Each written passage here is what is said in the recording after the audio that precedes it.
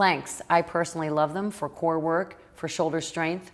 I feel like they hit every part of the body.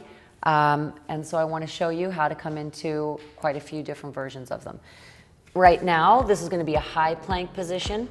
We're going to step back. We're going to engage through the upper body so that the elbows are going to turn to the back wall. The triceps are going to engage.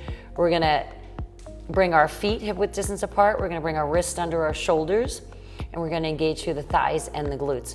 So right now I'm going to tuck my pelvis up a little bit so that I'm already turning the belly on. And then I'm going to bring my wrist under my shoulder so that I'm joint stacking shoulder, elbow, and wrist.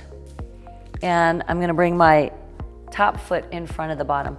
So now we're in a side plank here where I'm using the side of my belly, the obliques, to lift my hip up. And then if I want to make this a little bit more of a challenge, I'm going to stack my feet. So now I have to work harder to lift all of my body weight up. And then I'm going to reach my arm up to the sky. And then if I want to challenge my balance and create length, I can extend that arm overhead. I'm still lifting that right hip away from the floor. So sometimes people feel this in their neck.